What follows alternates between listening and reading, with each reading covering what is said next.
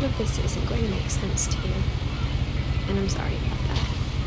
I'm just going to start at the beginning, with the house.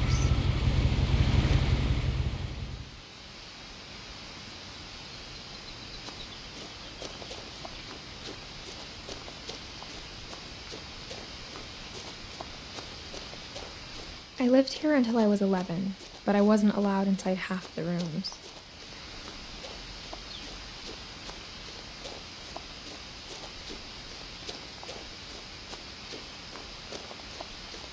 I hadn't been back since my brother Lewis's funeral.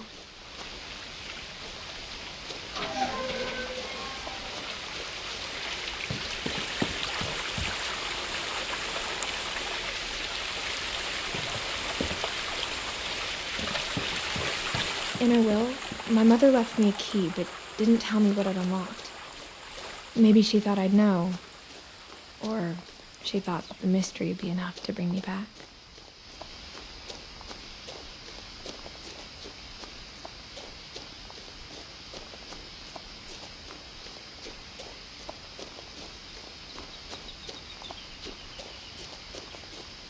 No one had driven this way in a long time, but I saw a few hoof prints.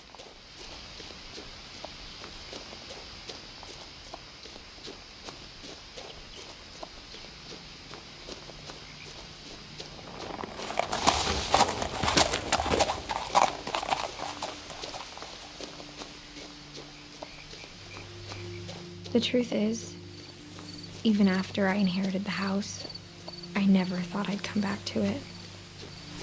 But now I had questions about my family that only the house knew the answers to. The house was exactly like I remembered it, the way I'd been dreaming about it.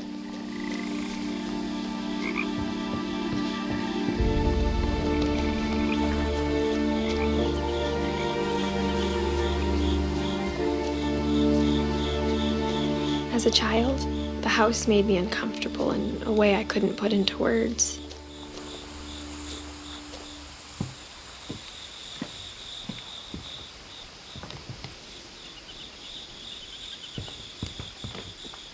Now, as a 17-year-old, I knew exactly what those words were. I was afraid of the house.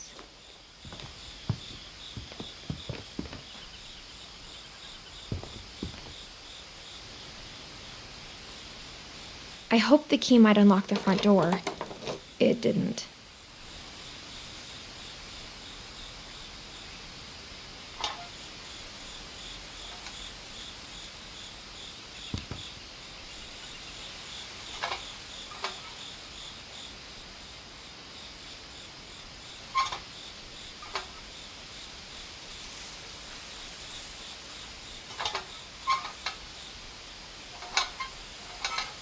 Looking in, I felt like the house itself had been waiting for me.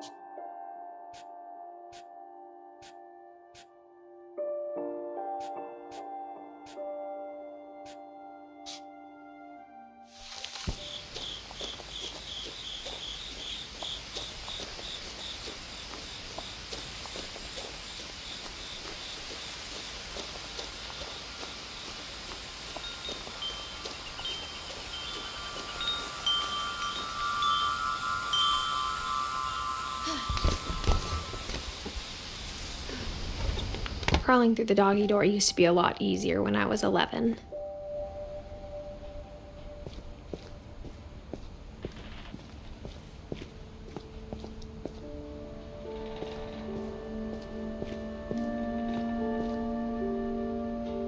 The power had been turned off the night we left.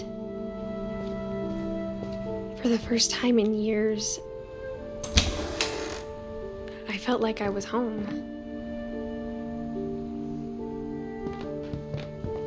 But instead of a family, there were just memories of one.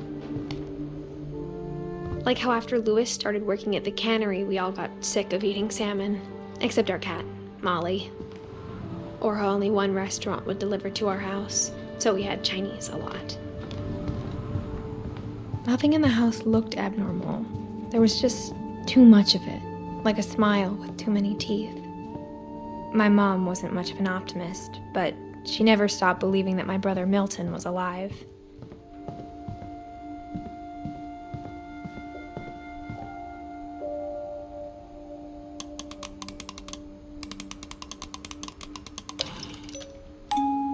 Great-Grandpa Sven built a music box for Barbara, along with the rest of the house. Mom always told me to stay out of the basement, so I wasn't too surprised when the key didn't fit. Even the fireplace had a story. Edie told me the bricks came from the original house, after it sank.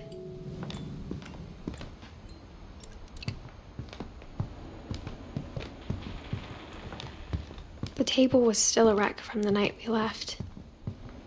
It was like a bomb. My mom was the only one of us who could imagine Great-Grandma Edie living in a nursing home.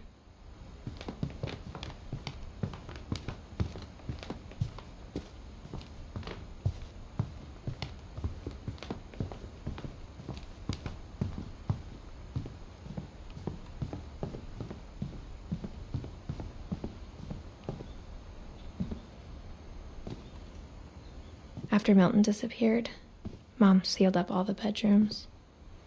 Then Edie retaliated and drilled peepholes.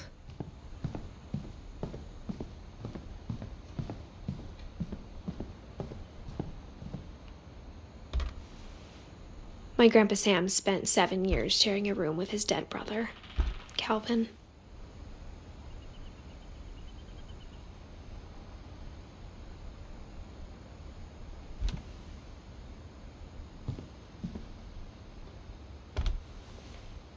The last time I was in Edith Sr.'s room, I was 10 and she was painting my portrait.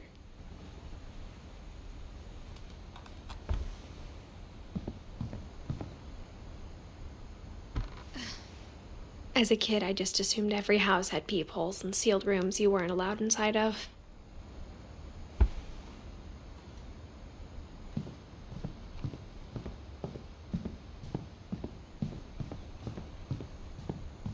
Whenever people ask me about my family, the first thing they always want to know about is Barbara.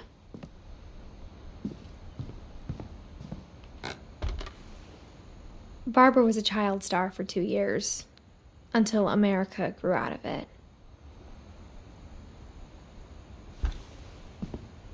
Edie's father, Odin, built the original house. Mom must have locked the third-floor stairs on the night we left.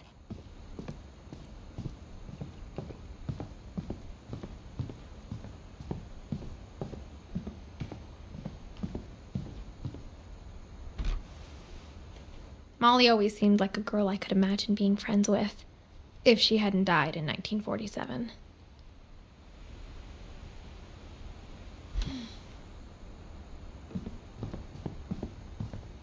I spent a lot of time playing in Great Uncle Walter's room.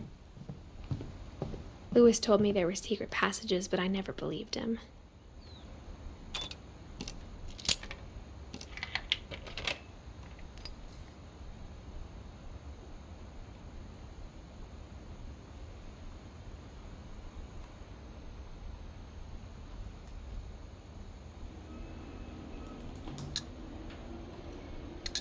Turns out, my mom was really good at keeping secrets.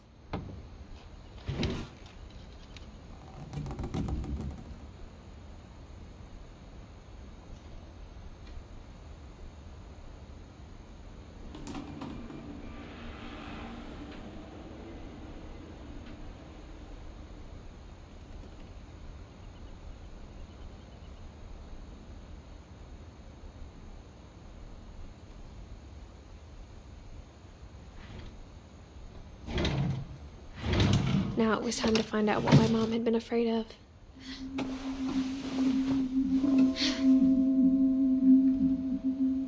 Reading this, maybe it sounds like I had a plan. From the paintings on the wall, it was clear my brother Milton had been here before me.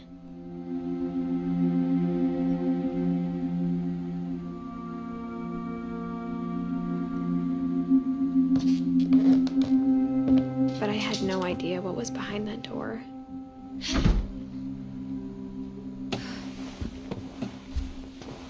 Just like I had no idea where all this was gonna lead.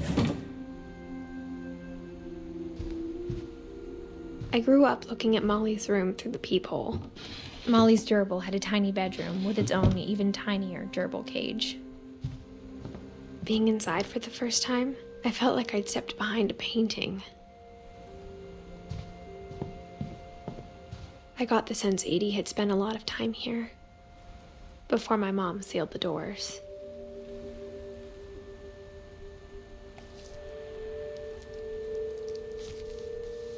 December 13th, 1947.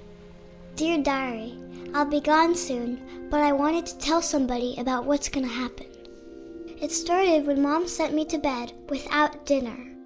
I woke up and I was starving, so I looked around for something to eat.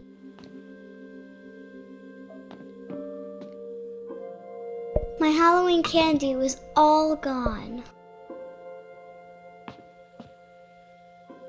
The gerbil food was dry, but I didn't mind it.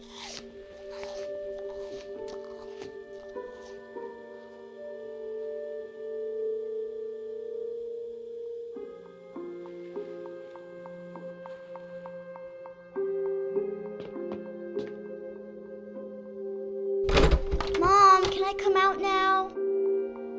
Sweetheart, it's late. Go to sleep.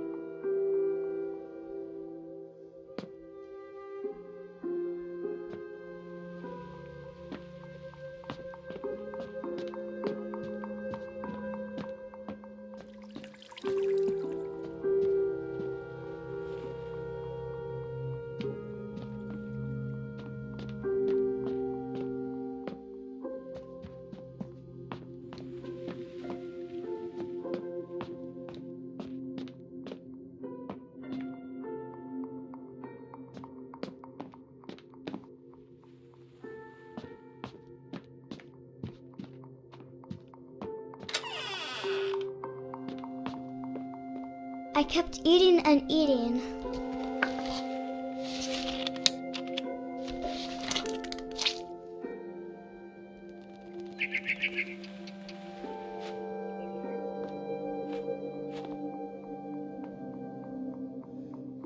I ate a lot of things that night.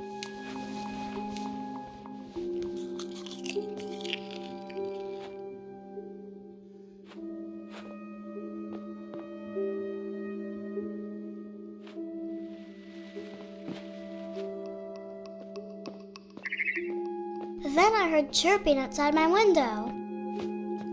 It was a barn swallow going back to her nest. I reached out for her.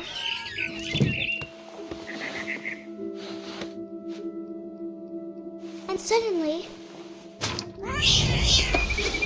I was a cat.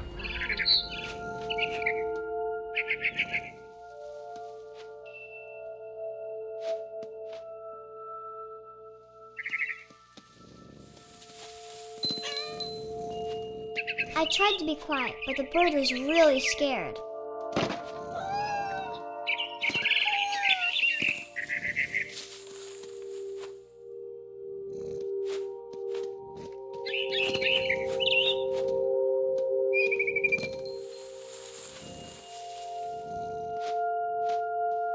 Mom and Dad didn't even look at me.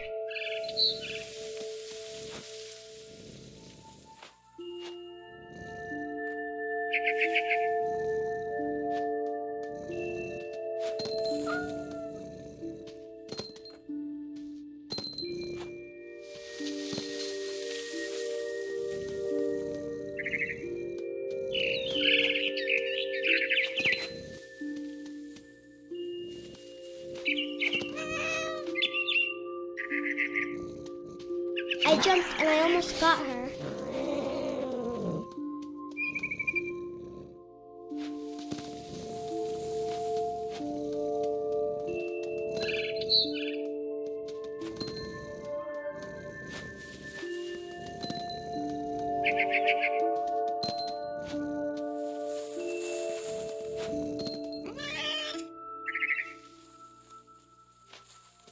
I could tell she was getting really tired. Now I was up in the big tree. I promised Dad I wouldn't climb it anymore. All I cared about was eating that mama bird.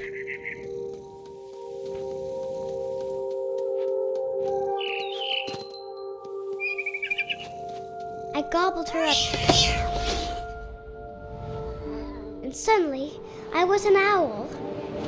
First, all I heard was the wind. Then I heard little teeth nibbling in the grass.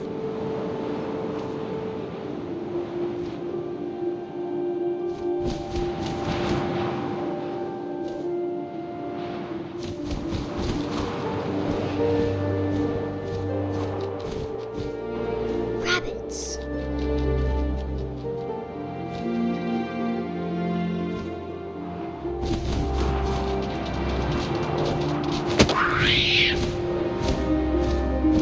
I imagined his face looking up and seeing mine through my talons.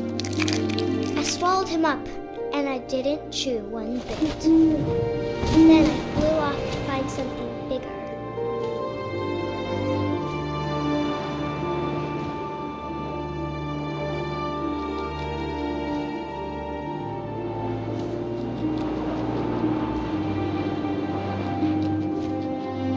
A mama rabbit.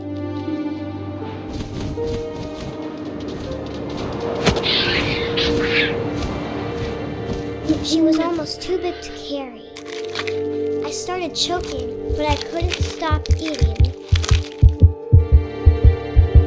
And suddenly, I was a shark.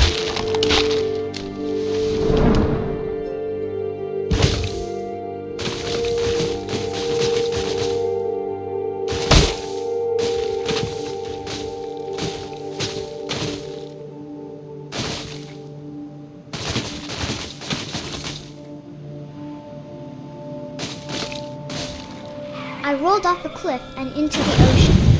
Now, I was hungrier than ever.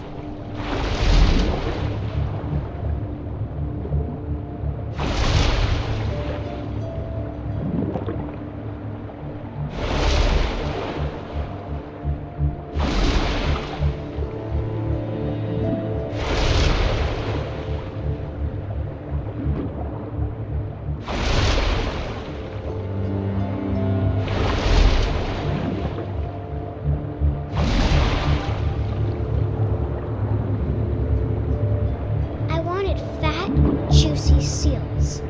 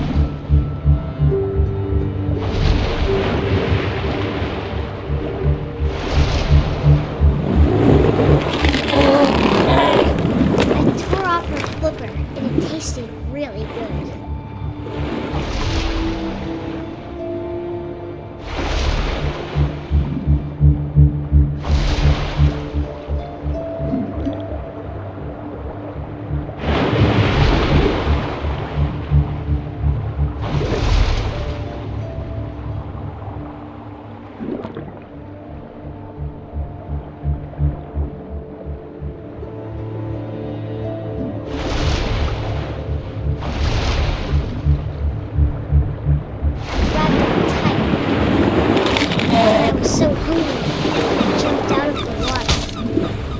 When I opened my eyes, everything had changed.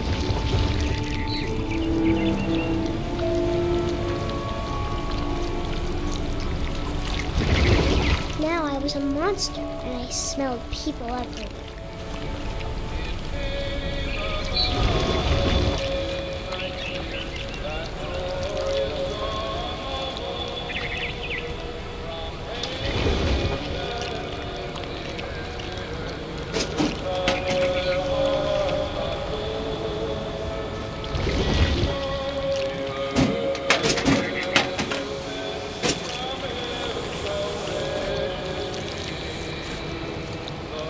I was big, but I moved real quiet.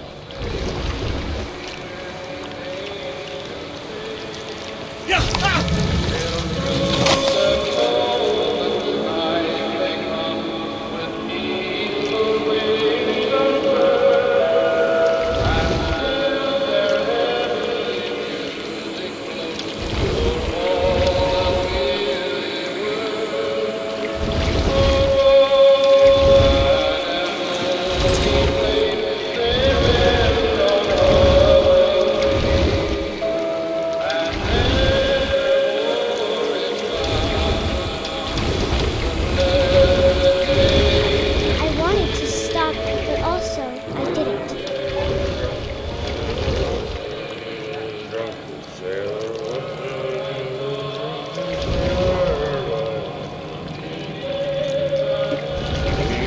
Belly with rusty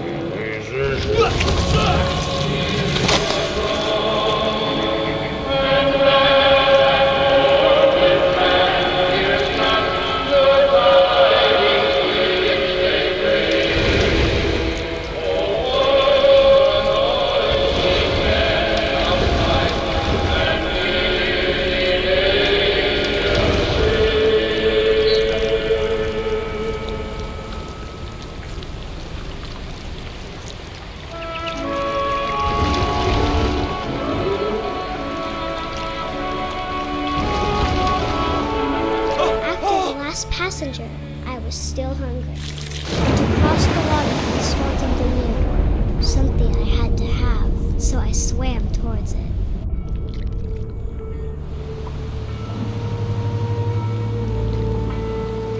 I slithered onto the sand, and the good smell went into an old pipe.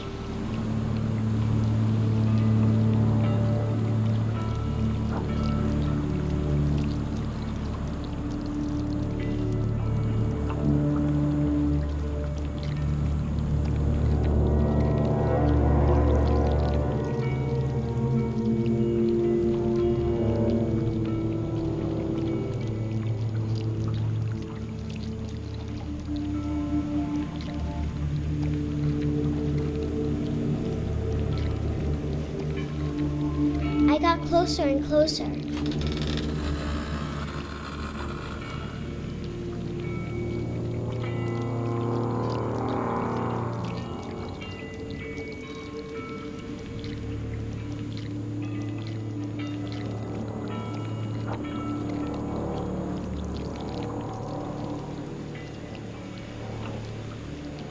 All of my stomach started growling.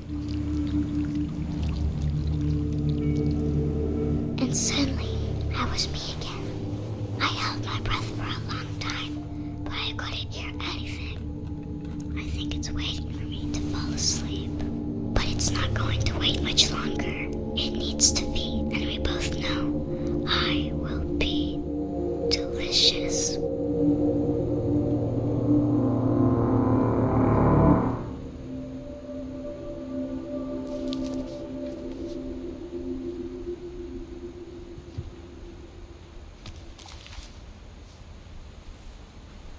I'm not sure if I believed all of that, but I'm sure Edie would have.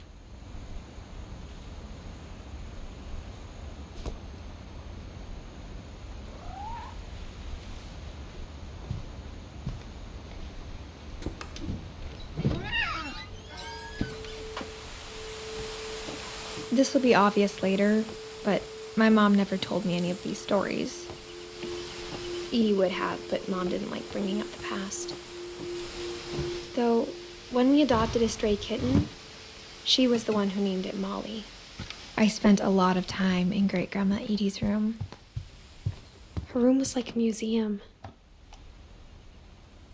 For 500 years, the Finches have been famous throughout Norway for their fortune and misfortune. Odin Finch buries the latest victims of the family curse, his wife Ingeborg and their newborn son, Johan.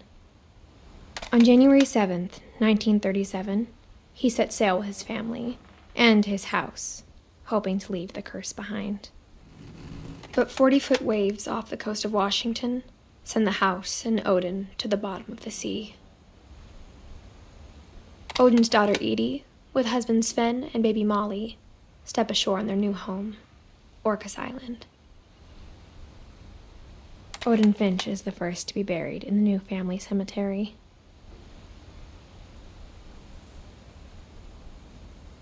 His daughter Edie is already dreaming of a new Finch house.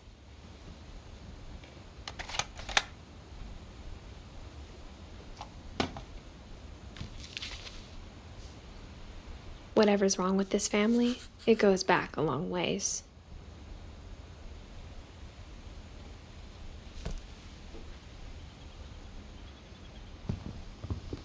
Edie knit me a new pair of gloves every year. Louis died a week before we left, but Edie had already started to memorialize him.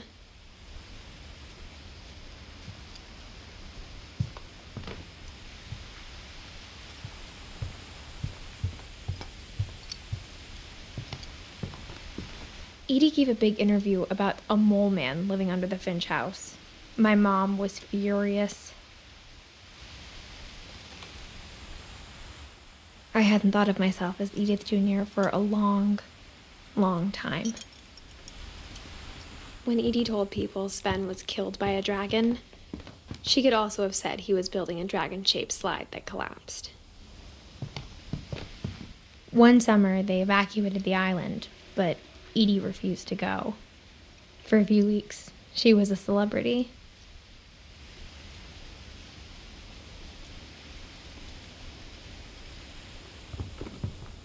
Even in her 90s, sometimes Edie seemed a lot younger than my mother.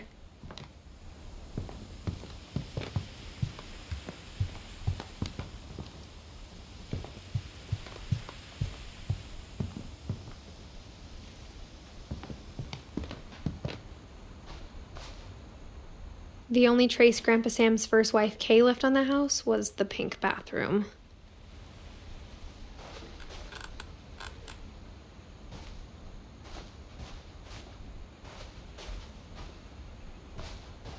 It was a pretty big trace.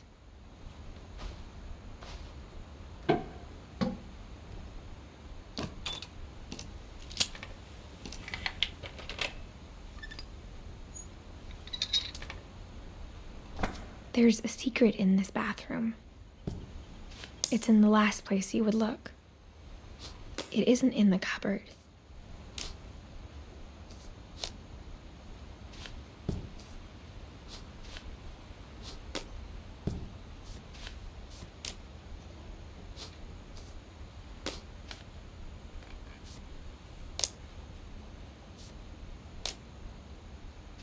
It's hidden in this book.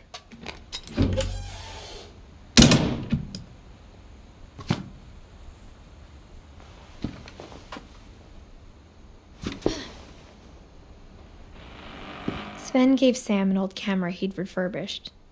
He never put it down.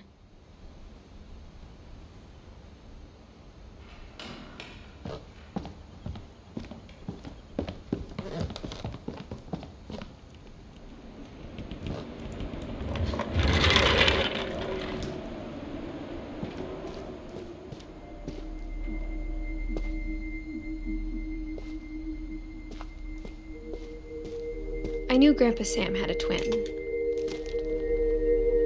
and that he never talked about him. I guess my grandpa didn't like history any more than my mom did.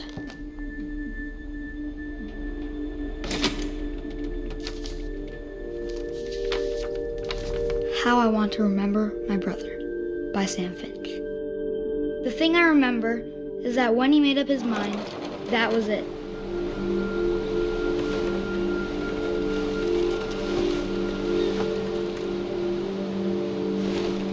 My brother said he'd die before he ate another mushroom. And he did.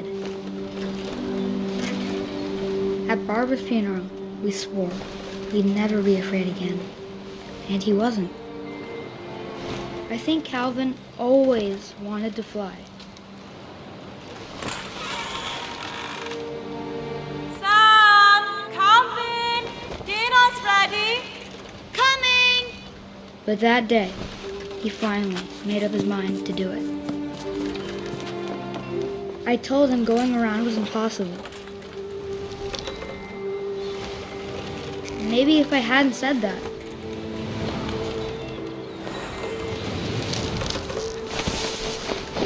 Calvin! I'm not gonna tell you again! maybe if the wind hadn't picked up, then maybe he'd still be here. But I doubt. I think he'd already made up his mind. That's what I want to remember about my brother.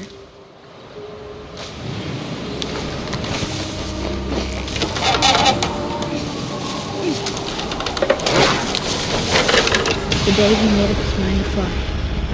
And he did.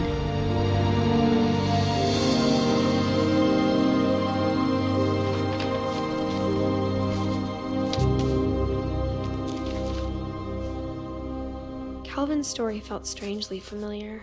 When I was younger, I remember trying to do the exact same thing.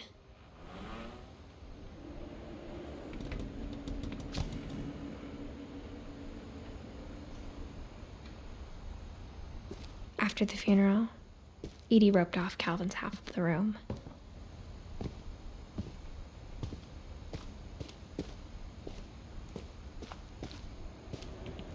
Mom said Grandpa Sam enlisted at 18 and never set foot in the room again.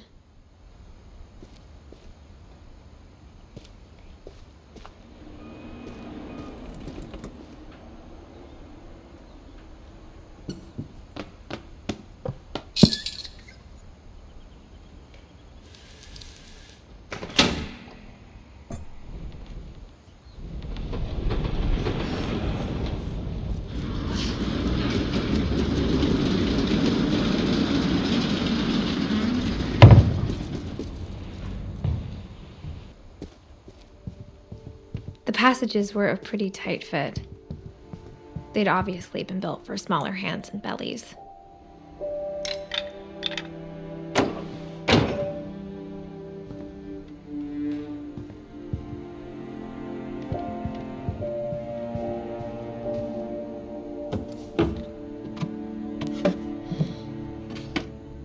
Growing up, I always thought of Barbara as a child star.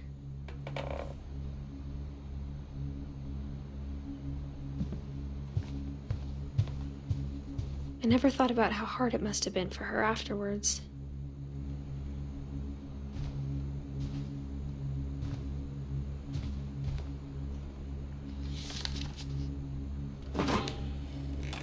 Of all the stories people wrote about Barbara's death, I'm surprised Edie saved this one.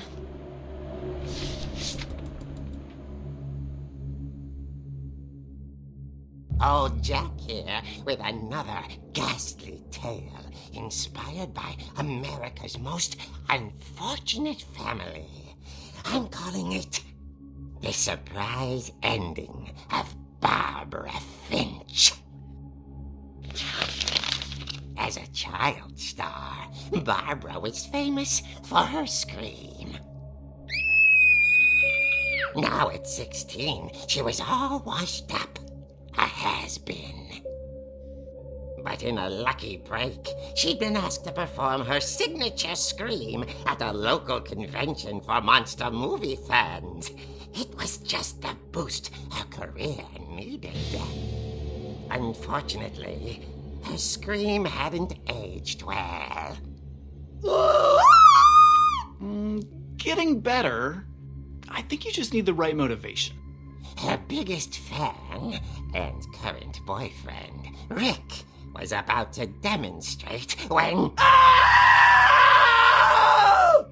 Now that was a great scream. It was Barbara's father, Sven. He'd slipped into a table saw and had to be rushed to the emergency room.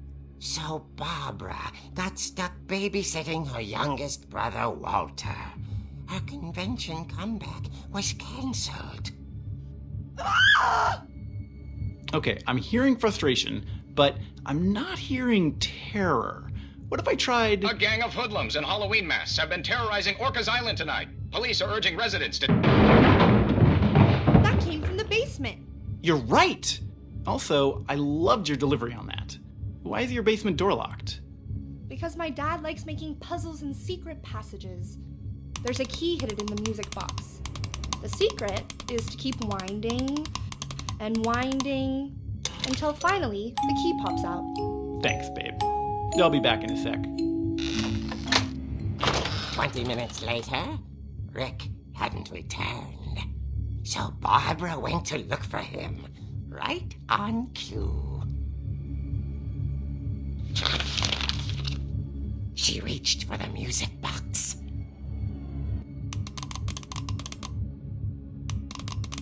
And as she wound the key, she listened for Rick, but the house was silent.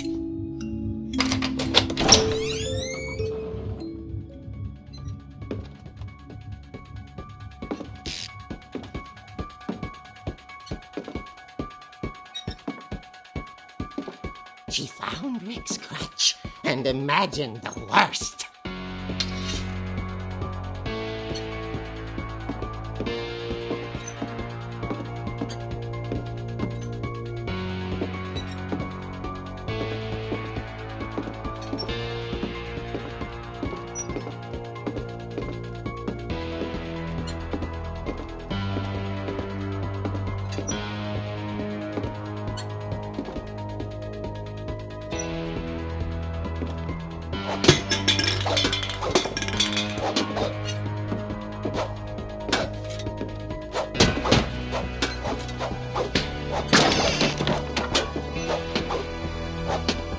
The gang's leader is the infamous Hookman killer, Dr. Carl Hamill, who impaled and then ate his family 10 years ago tonight.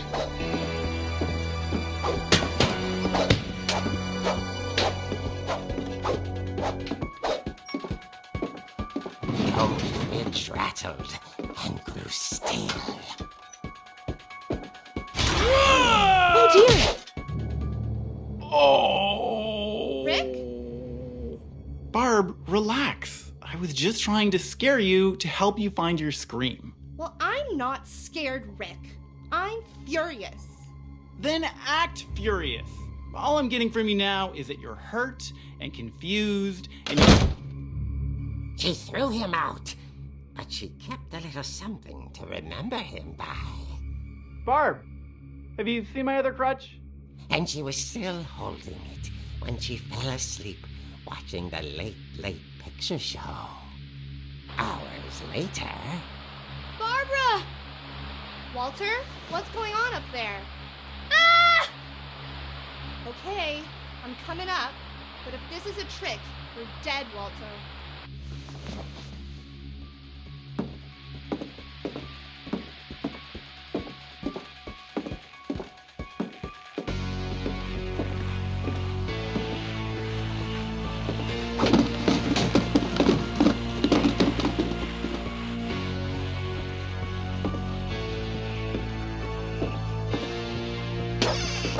Walter, are you there? Walter had vanished, but his bedside radio was still on. Orcas Island police describe the man as 6 feet tall, with a steel hook for a hand.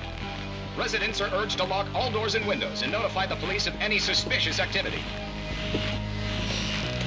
Barbara turned, saw the hookman, and was speechless. He was quite smashing.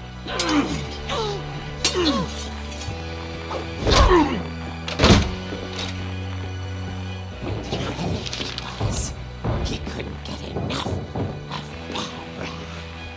Okay, Barbara, there's gotta be another way out of here.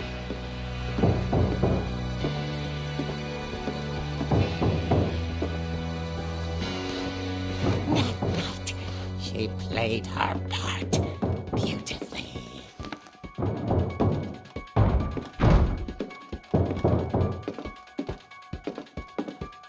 She thought about abandoning Walter, but just couldn't do it.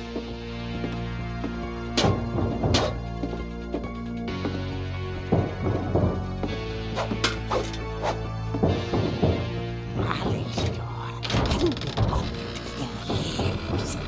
The hinges groaned.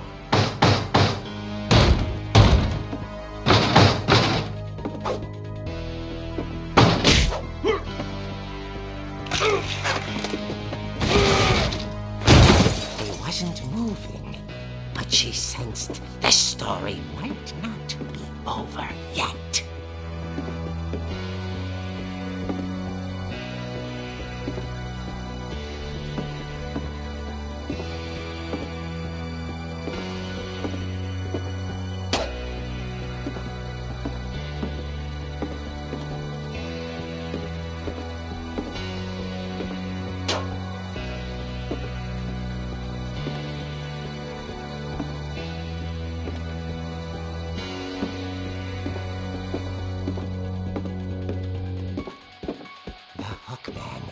Vanished.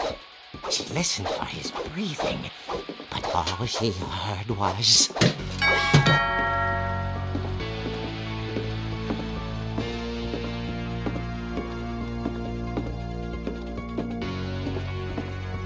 At the door, she heard whispering.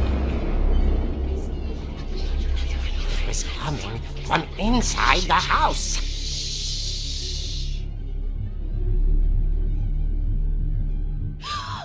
Oh dear. The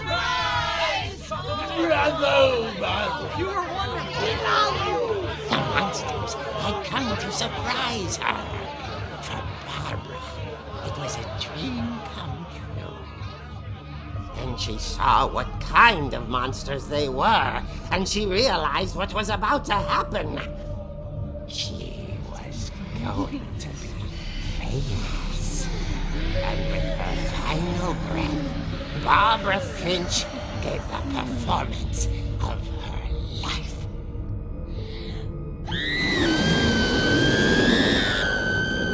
I wasn't there myself, but I hear Barbara was magnificent. Poor girl. She had a taste for stardom. But unfortunately, so did her fans. Of course, the police blamed it all on poor Rick, who disappeared the same night. And little Walter, hiding under his bed the whole time. He took it all pretty hard, but that's another story. As for Barbara, tucked inside the music box is all they ever found of her. Her ear. Now that's what I call a real eerie tale.